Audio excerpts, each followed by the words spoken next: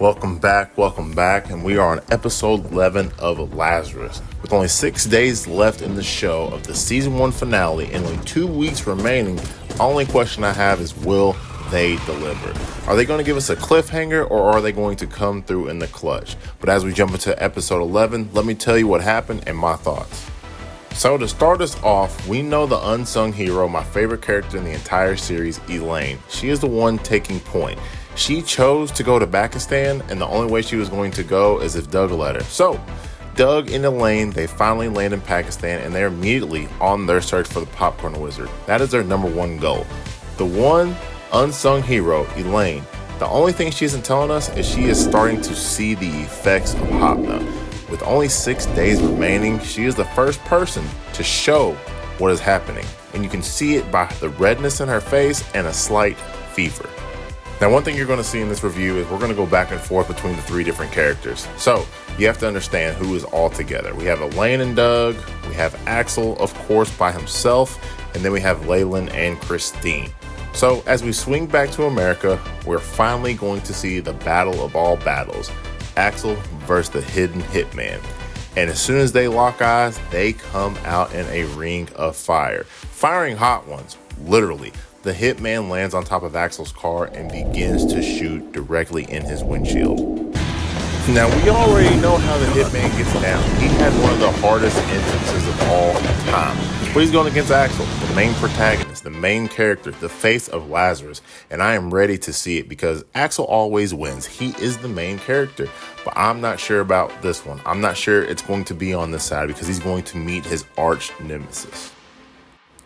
So after he dumps a whole mag inside of the windshield, they get into a mini fight sequence, and it's on a train. Axel is truly running with the devil. Inside of episode 11, this face-off, we are finally off to a good start. The fight scene is beautiful. It's choreographed very well. You can tell the entire time that they are going to pay homage to anime. They're paying homage to Samurai Champloo. They are paying homage to the old animes of great. The scenes are quick, but it's not like a Goku Ultra Instinct. It's not like an All Might versus One for All. It's not like a Gabimaru. It's not quick where you can only see the lines. You see punches thrown. You see kicks being landed and much more. It's very impressive for Lazarus. Like I said, we're going to give our hats off to him.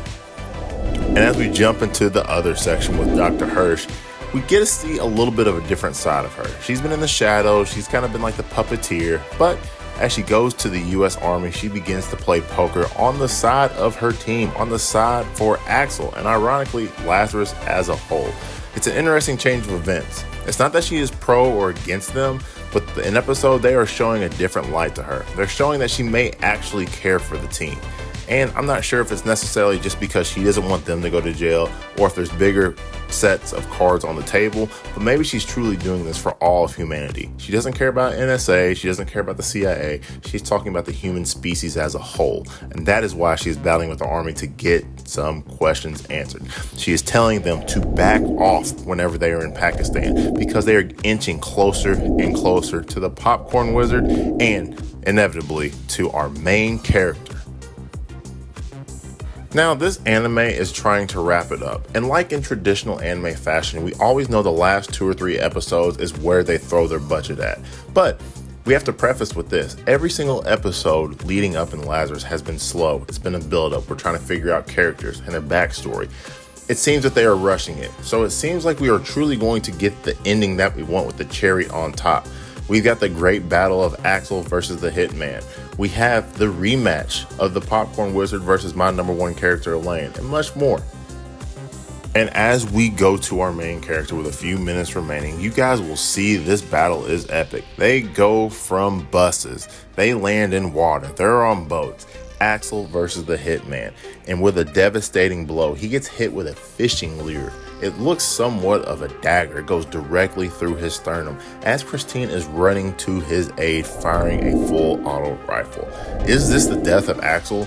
The Hitman did get away. What is going to happen? We only have 2 episodes remaining.